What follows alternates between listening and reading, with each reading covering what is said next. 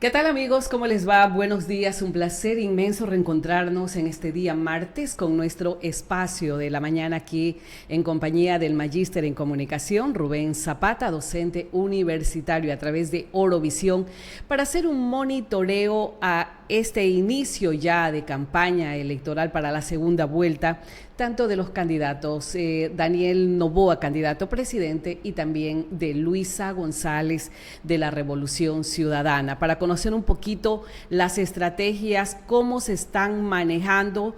Ya no vemos los jingles, ya no vemos ese mensaje emocional, no vemos una campaña como tantas otras se han vivido en épocas anteriores, vemos una estrategia diferente. ¿Cuál es esa diferencia, mi querido Rubén? Un gusto tenerlo aquí con nosotros en Orovisión. ¿Cómo usted puede valorar, dar una lectura a las formas de esta campaña electoral? Bienvenido. Muy buenos días, Yania. Gracias por la oportunidad. Y es verdad, ahora ya estamos en otro escenario, pero hay que analizarlo.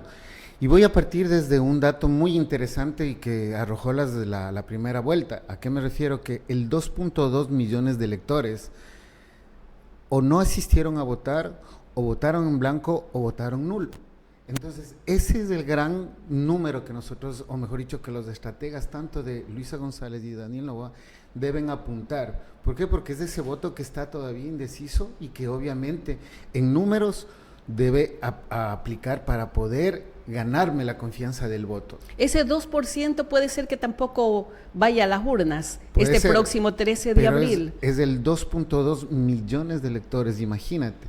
Y solo el 45 a 46% es entre el voto nulo y el blanco. Entonces, mira, prácticamente la mitad son personas que decidieron, fueron a las urnas, anularon o dejaron en blanco. Entonces te quiere decir algo, y eso los estrategas en comunicación de cada una de cada uno de los participantes de la segunda vuelta deben tomar en cuenta. ¿Nos quieren decir ese 2 millones y un poco más de ecuatorianos que ninguna de las dos opciones le ha convencido o cree que no es no es la mejor que necesita el país? Exactamente. Sin embargo, ahí se debe puntualizar qué es lo que está haciendo cada uno en este momento. Ejemplo, cada uno está haciendo una comunicación de contingencia. ¿A qué me refiero?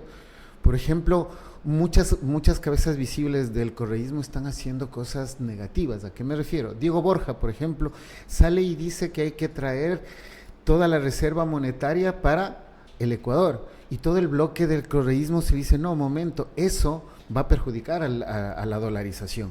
También sale Patiño y dice también que hay que liberar a Jorge Glass. Entonces sale la asambleísta Paola Cabeza y dice, no, que eso no está en la agenda. Entonces ese tipo de errores también inciden en ese 45-46%, es decir, porque la gente está monitoreando. Así me digan que no está atenta al tema de las votaciones, de la segunda vuelta, la gente está atenta a lo que dicen. ¿Por qué? Porque sencillamente eso es lo que les está conveniendo, les va a convenir al momento del voto. ¿Y qué va a pasar? Que cuando ya en la última semana, tanto el uno como el otro va a sacar esas cartas.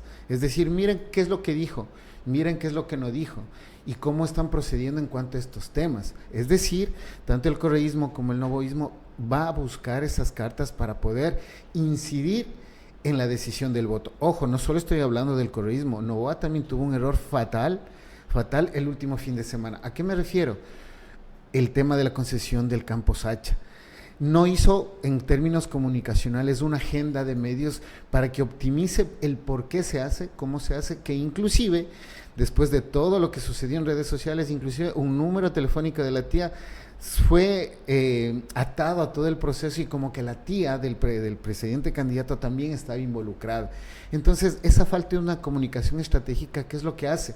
Que los dos se debiliten. Y obviamente en el momento, como vuelvo a repetir, la última semana, se vuelve fundamental esta información para decir, miren lo que hizo, miren lo que dijo, miren cómo lo está planteando. Entonces, ese tipo de cosas hay que tomar en cuenta que van a ser fundamentales en la última semana de campaña. Rubén, esa falta de comunicación estratégica, usted lo ha dicho, que lamentablemente no se la puede visibilizar si si aquellas cabezas que son los que deberían comunicar no son muy buenos comunicadores. Y eso es lo que se ha cuestionado del presidente candidato Daniel Noboa, cuando él sale a la prensa y dice vamos a indultar a los militares y policías por lo que sucedió hace pocas horas en un sector del país donde hubieron más de 30 fallecidos, personas muertas, ¿no? En el tema, lo que estamos viviendo hoy en día, y salen las voces y dicen, bueno, no se puede indultar cuando no hay una sentencia, cuando una persona no está con una pena, se supone que está preso, ¿no? Para indultar a alguien tiene que tener una pena donde ha habido una buena acción, su comportamiento ha sido muy bueno, cuando son actos que verdaderamente tienes una enfermedad catastrófica, un cáncer, en fin, puede ser indultado.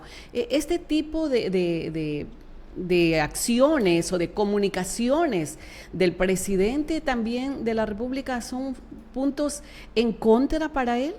Por supuesto, esto primero... ¿O cómo lo perciben los ciudadanos? A ver, desde el ámbito técnico, es decir, comunicacional, todos los especialistas analizan que estos procesos se vienen repitiendo. ¿A qué me refiero? Desde el gobierno mismo no ha habido una política en comunicación.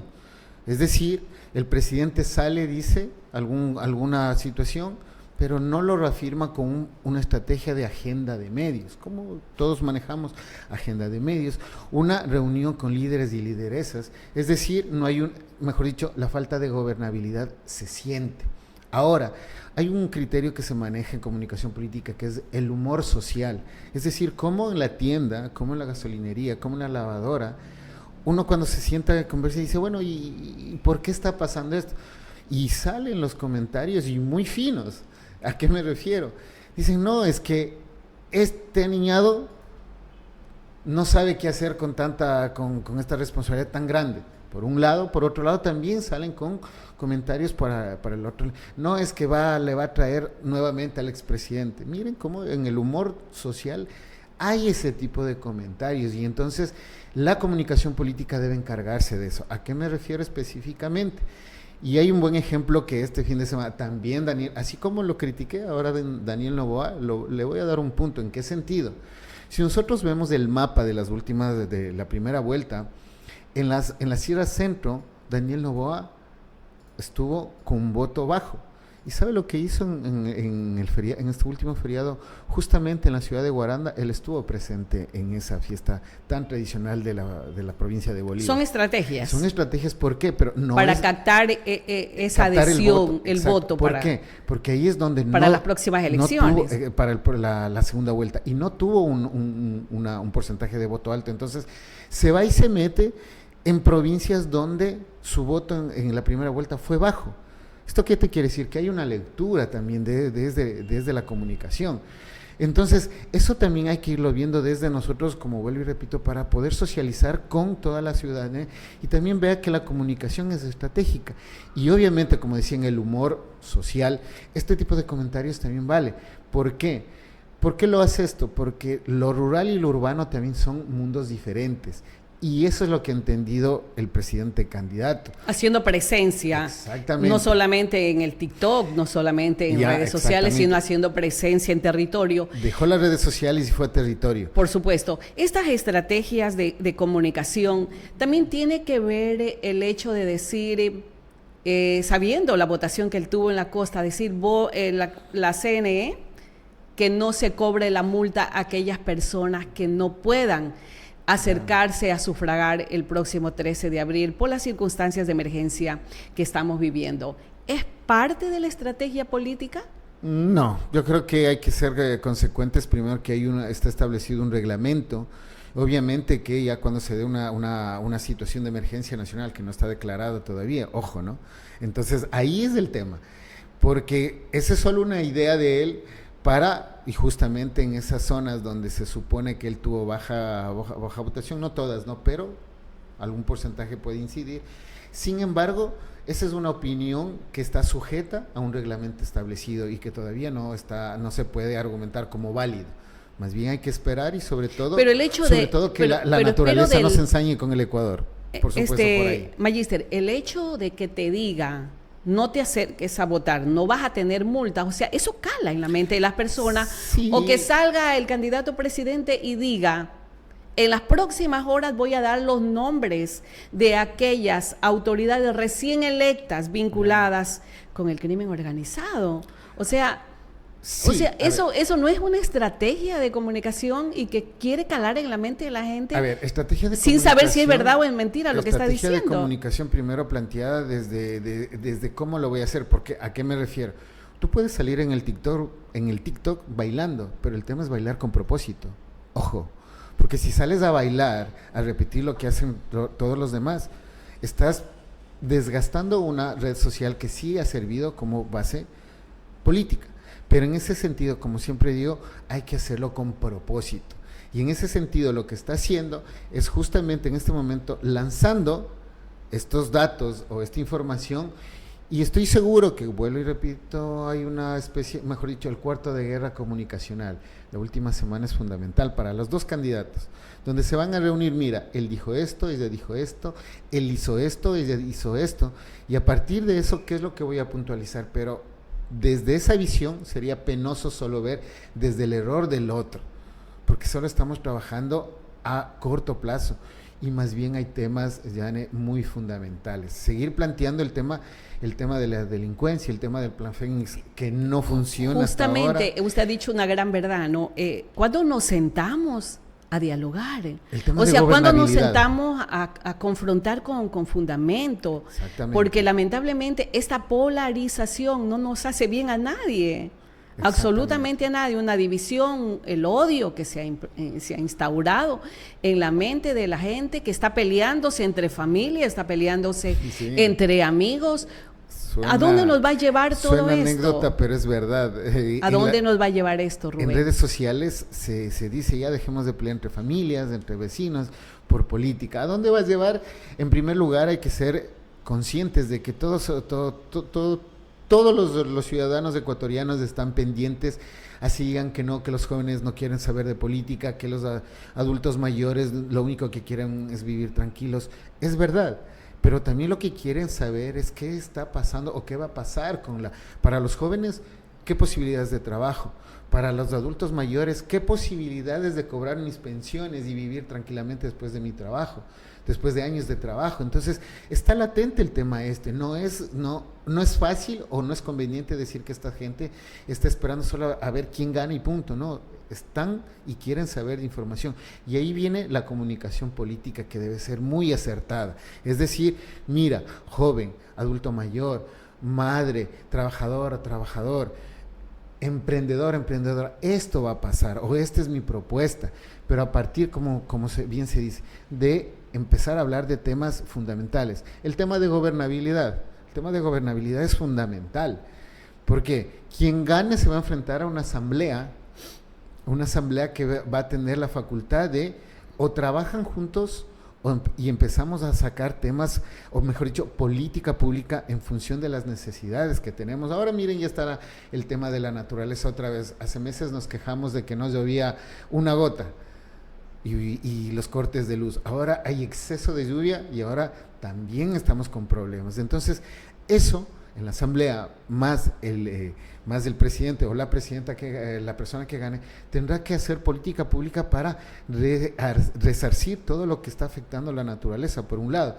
Pero el tema de gobernabilidad también pasa porque si hablamos en conjunto del tema del plan Fénix o lo que se debe hacer en seguridad pública, debe también ir de la mano con todo lo que se debe hacer en la justicia. Esos procesos no se están hablando, se están dejando de lado los temas fundamentales. Gobernabilidad, ¿qué va a pasar con la justicia? ¿Qué va a pasar con los procesos de emprendimiento, con los procesos económicos, donde todos de alguna manera estamos involucrados? Porque si en el peor de los escenarios empieza a disminuirse en las instituciones públicas de salud, de educación, en todos, también el empleo público también se ve afectado. Y peor aún cuando también la inversión no está siendo la adecuada, sino más bien solo se está aprovechando del Estado para lo que sucedió el fin de semana en cuanto al contrato del Campos H. Entonces, esos son temas fundamentales entendidos como que van a tener incidencia a futuro. en todo lo que se refiere a la sociedad ecuatoriana. Incidencia, en este caso, negativa para el candidato presidente, ¿no? Si hablamos del tema de inseguridad, según las estadísticas, enero fue uno de los meses más violentos y parece que marzo también va a ser uno de los meses más violentos de la historia del Ecuador. Pero también preocupa porque parece que el mismo gobierno no se sincera o no maneja una comunicación con los ministros desde la cabeza, el presidente. Escuchábamos a la canciller en un evento internacional donde ella habla de que las cárceles el gobierno tiene control sobre las cárceles, que se está logrando justamente con políticas de prevención aquellos niños que han sido objeto secuestrados por las bandas delictivas. Cuando habla de que se ha disminuido en un 15% las muertes violentas, y usted se pone a pensar y dice, bueno, ¿en qué país está viviendo esta canciller? Porque esa no es la realidad del Ecuador. Entonces, cuando vemos ese tipo de narrativas y que van afuera del Ecuador a decir todas esas barbaridades, y después vienen y nos venden aquí a los ecuatorianos y nos dicen que para parar la delincuencia hay que buscar ayuda internacional. Entonces, ¿cómo quedamos? No tiene claro el gobierno lo que quiere hacer, o bien nos quiere lavar el cerebro, o nos quiere manipular de alguna forma, porque es preocupante lo que está pasando, ¿no? A ver, en ese sentido, regresando al concepto que tú planteas, la narrativa desde un principio en el gobierno no ha estado establecida con una lógica comunicacional. Esa es una gran verdad. Si revisamos las redes sociales del presidente y de la presidencia de la República, te vas a dar cuenta que en las redes sociales del presidente hay más contenido que en la red social del Estado. ¿Te quiere decir que una comunicación estatal no hay? Desde la lógica entonces, más bien se ha privilegiado el tema físico, el tema de qué es lo que hace él, y la comunicación estatal se ha perdido, lo cual es un error fundamental, siendo él presidente y ahora candidato a presidente. Por otro lado, las declaraciones que salen a decir los ministros y todo eso, no hay una coherencia, y en ese sentido, obvio que viene a disminuir o a descreditar todo el proceso que él está haciendo. Sin embargo, aquí viene el dato fundamental. El dato fundamental es de entender que tanto el correísmo y el novoísmo están trabajando en sus falencias, porque los dos tienen esas falencias y hay que decirlo. Por eso se hace una comunicación de contingencia, donde el uno dice una cosa y salen a decir, no, es que esto no es así. Y eso es perjudicial para los dos. Vuelvo y repito, yo sé que los dos están cometiendo errores, sin embargo, dentro de la lógica del humor social, eso se va a ver reflejado, y hay que verlo no solo en el voto, obviamente que vaya el uno al otro, sino que también interceden otros actores sociales. Recordemos que también ahí quiero posicionar, o mejor dicho, ingresar a la conversación, el tema de la tercera fuerza política, pongámoslo así, en la que se transformó Leonidas Issa con el 5%. Claro que alguien puede decir, es un 5% insignificante. Es verdad, frente a otros grupos políticos que no tenían ni siquiera el 0,01%, es grandísimo. Sin embargo, ese 5% es del que también están peleándose los dos candidatos. Recordemos, los indígenas de la Amazonía ya declararon que están a favor de Noboa, mientras que, por el otro lado, Leonidas Issa está convenciendo. Recordemos que la semana anterior nada más hubo una reunión en Quito, y donde otra de las cabezas visibles del movimiento Pachacuti, Churuchumbi, había una diferencia. Entonces, ese juego que también se está planteando en el escenario político con esta fuerza política está todavía activo, pero no se debe confiar de esos números. ¿Por qué? Porque solo estaríamos jugando de 1 más 1 es 2, y en política eso no es, sino más bien es entender, como vuelvo a repetir, el humor social, entender esas emociones que también a ese 45-46% que habían comentado al inicio, y que son las personas que votaron nulo o en blanco, dijeron, no, ninguno de los dos me convence, ninguno de los dos me parece la opción más coherente. Entonces, ¿por qué no soy coherente para ellos? Y empezar a dar mensajes más claros. O sea, no está todo dicho, ¿no? Porque una Exactamente. cosa es lo que diga Leonida Isa, ni un voto más a la derecha, Exacto. ni un voto a la derecha. Eso lo dice él, eso no significa que ese 5% esté de acuerdo con lo que diga, se endose a tal o cual candidato. Antes de pasarnos a esas estrategias por captar el voto, ¿usted cuál cree que puede ser el punto de inflexión tanto para Luisa González como para Daniel Noboa por esta pelea, esta disyuntiva que hay, dimes y diretes, que la violencia de género en contra de la vicepresidenta, en contra de la ex esposa del presidente Daniel Noboa, la violencia de género también que se está denunciando en contra del expresidente Jorge Glass, el hecho de que no queremos que el Ecuador se convierta en otra Venezuela, que se va a desdolarizar el país, o sea, son cosas que aparentemente no preocuparan a un segmento, pero sí lo ponen a analizar, como usted dijo al inicio, de que venga Rafael Correa al Ecuador, que retorne Rafael Correa, aunque yo considero que él jamás va a venir así de esa forma, ¿no? ¿Cuál cree usted que va a calar más y va a perjudicar en la decisión del votante en el momento de decidir el día de las elecciones? A ver, creo que es fundamental. ¿Quiénes tienen cosas a favor o en contra? ¿Quién tiene más, Noboa o Luisa González? Decir quién tiene más o menos es ir minando las posibilidades en el sentido personal, inclusive, diría yo. ¿A qué me refiero? Porque yo lo veo de esta manera, otro analista lo verá de otra manera, pero lo que sí digo es que, o mejor dicho, lo que sí se debe plantear es que se debe establecer en los dos lados una comunicación estratégica política, pero ya, establecida desde que, a ver, no salgan a decir barbaridades. Si se quiere hacer un proceso de contratación, hágalo con agenda de medios, hágalo con un proceso comunicacional establecido. Lo que se hace aquí es hablar y después querer subsanar. Y a los dos les está afectando, porque vuelvo y repito, esos mismos comentarios de la última semana van a sacar en redes sociales y va a haber una guerra una guerra en redes sociales en las cuales el uno busque influenciar, incidir en el voto. Entonces, la comunicación es fundamental. Establecer, a ver, cuál es la línea. Y aquí, por ejemplo, yo tengo una cuestión a favor. El correísmo tiene un plan programático de gobierno y en eso debería trabajar. Tiene establecido, el novoísmo no lo tiene. Ese es para mí un trabajo estratégico de comunicación, plan programático. Un punto a favor. Exactamente. Ya. Mientras que Noboa no lo tiene. Solo regresemos a ver lo que pasó con Campos Hacha, con la seguridad pública, no lo hay. Tal vez no nos guste el tema de cómo lo plantean el plan programático de gobierno, pero lo hay. Está establecido hace una década ese plan programático. Entonces no debemos negarnos que si existe ya algo... Estamos hablando de la revolución ciudadana. Exactamente, hay que trabajarlo. Y eso va a ser una fortaleza para que el voto duro también se convenza de transmitir esas ideas. Porque recuerde que también el voto en los hogares también se decide. Y también hay jóvenes que también dentro de los mismos hogares, pongámoslo así, que vivieron el correísmo, también hay novoístas.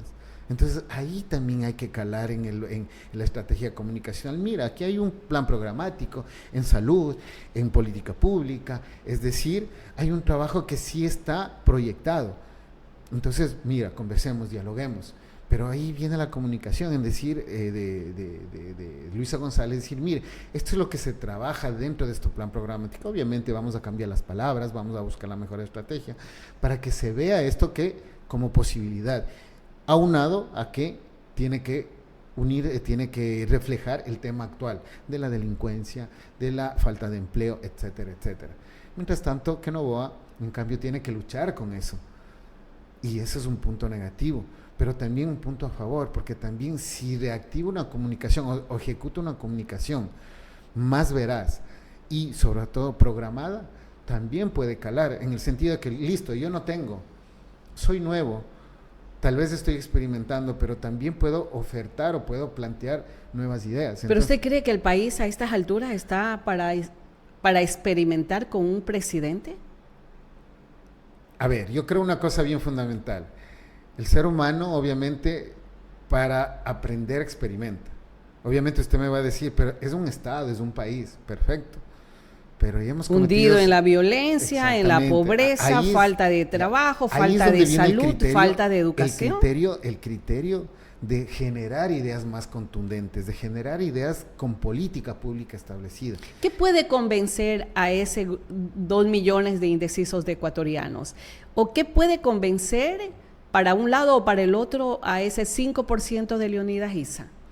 A ver, para algunos correístas va a sonar algo, no sé si me van a, como dicen, me van a funar en redes sociales. Por favor, no dejemos que Rafael Correa hable en redes sociales. Es una cuestión lógica que dejémosle que el señor esté allá y que la candidata también trabaje. Ese alejamiento no es que no sea no sea una cuestión solo de este momento, sino que dejemos que la señora tenga la capacidad también de maniobrar, de trabajar. Recordemos que tiene también un cuadro interesante en algunas cabezas del correísmo y que también pueden aportar. No voy a dar nombres para no decir, porque si no, ¿y por qué no te olvidas, por qué no te acuerdas de tal persona? Pero hay interesantes cuadros en el correísmo y que deben tener también voz en el sentido de generar ideas para trabajar.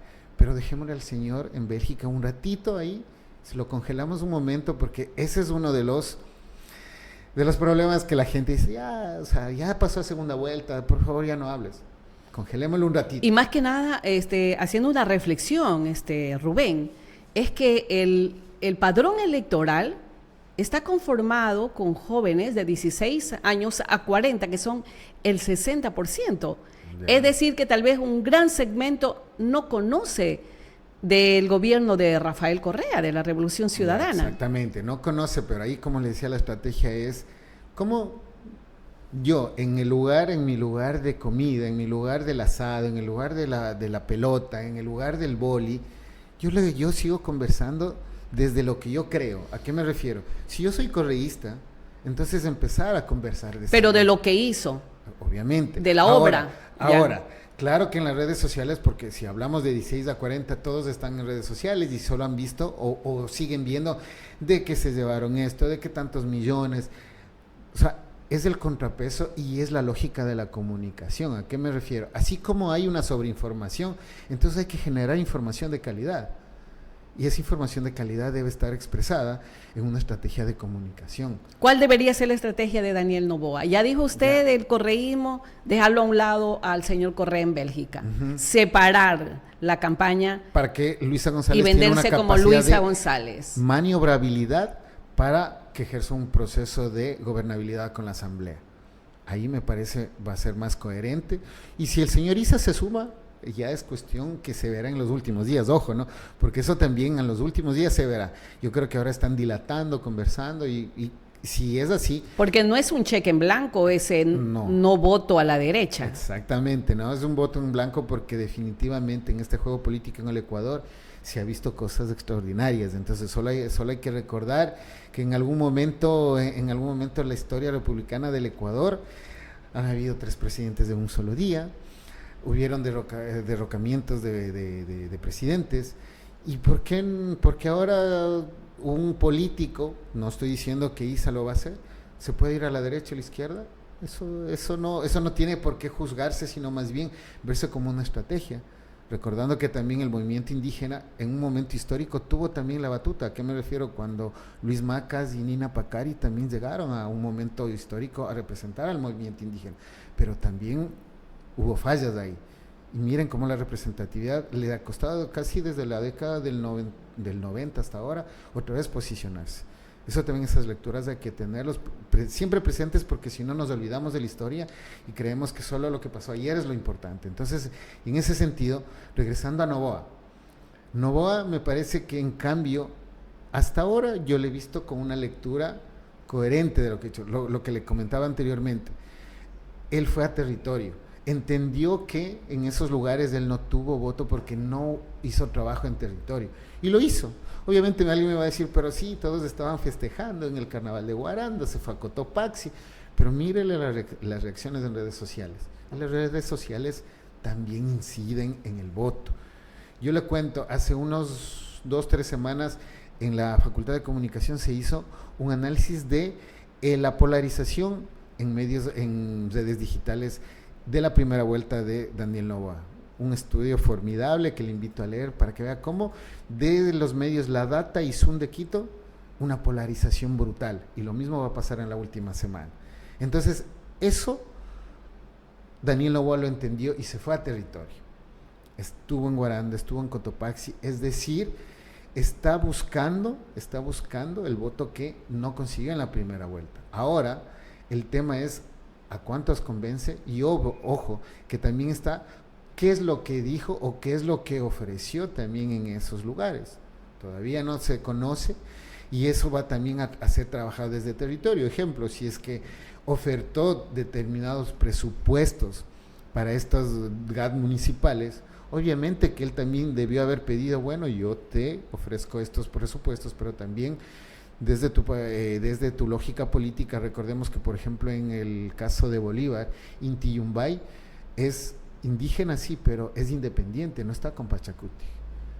Entonces esas lógicas locales hay que entenderlas. ¿Por qué se va eso a esos lugares? Es porque son independientes. Y ellos no dependen de Pachacuti o de otro. O sea, es decir, el candidato presidente está haciendo una buena lectura para esta segunda vuelta. Para mí sí.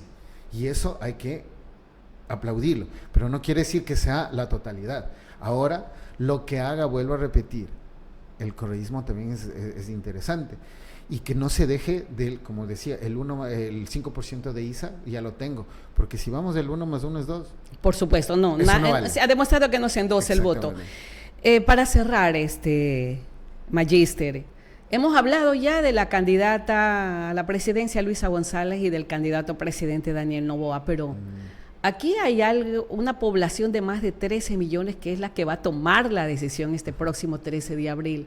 ¿Cuál sería el mensaje, las sugerencias que daría usted ante esta polarización, ante esta pelea que se ha generado, no solamente en amistad de grupos políticos, sociales, sino hasta en la misma familia? Yo creo que una de las lógicas sería pedir que, inclusive desde el manejo de redes sociales, pedir desde el electorado, bueno, ¿qué nos ofrecen? Como plan programático, como gobierno, quien gane, o sea, ¿qué nos ofrecen? ¿Qué va a pasar en salud pública? Hay gente que se sigue muriendo, hay gente que no tiene atención de calidad. Y el tema pasa porque una cosa es Quito, Guayaquil. Ahora vamos a las otras provincias, la salud está en los suelos. Lo mismo sucede en educación. Entonces, esas lógicas hay que verlas de una manera técnica. Y por lo tanto, yo invito al ciudadano es el que debe generar esto. Decir, bueno, ahora sí, dejémonos de cosas y señor presidente candidato, señora Luisa, dialoguemos con nosotros, el ciudadano. Y esa también es una estrategia de comunicación, dialogar con el ciudadano, pero no desde el te voy a dar, sino saber escuchar y entender que la lógica local, por ejemplo, Orense es muy distinta a la lógica. Por supuesto. Y eso le va a dar cada mayor provincia tiene capacidad, su idiosincrasia, ¿no? Exacto, mayor capacidad de sumar un voto o a su vez de restar un voto, pero ese tiene una lógica más local. Y esa es la estrategia que para mí debería trabajar cualquiera de los dos, pero sabiendo que localmente hay diferencias, como usted dice, la idiosincrasia es fundamental. Y eso va a calar más que datos. Es que quiero ganar el 5% de ISA. Eso dejémosle a un lado. Capaz que el último día de cierre de campaña se define ese tema. Y eso hay que dejarlo a un lado. Más bien hay que trabajar desde lo local, trabajando con el ciudadano, haciendo la escucha activa. Y esa escucha activa va a ser la lógica para decir, sí, sabe que la señora o el señor planteó esto a partir de la problemática del oro, la problemática de Manabí, la problemática del Carchi, y eso va a generar más empatía en el votante. Muchísimas gracias al magíster en comunicación Rubén Zapata, nuestro invitado del día de hoy, dando una lectura justamente a lo que se viene ya la segunda vuelta electoral. Yo creo que hay muchísima tela aún por cortar. Hay mucho odio, mucha rivalidad en la población, en la comunidad, y diríamos que incluso no nos quita la capacidad de razonar, de analizar. Parar en la polarización creo que va a ser fundamental como sociedad. Y creo que el Estado ecuatoriano, llegue quien llegue, va a tener una labor bien grande. Así es. De hacerlo más propositivo al votante, de construir mejor ciudadanía. Y el país requiere justamente eso. Necesitamos rescatar a nuestra sociedad, rescatar como familia para poder tener un mejor país, porque la situación verdaderamente es caótica. Gracias por acompañarnos, licenciado. A usted, Diane, y a todos los televidentes, muchas gracias. Y, por supuesto, espero que me siga invitando en otras ocasiones. Tenga la plena seguridad. Ha sido una conversa muy interesante, un tema súper interesante y que creo debe seguirse debatiendo en estos espacios como el nuestro. Amigos, un abrazo para todos, un maravilloso martes.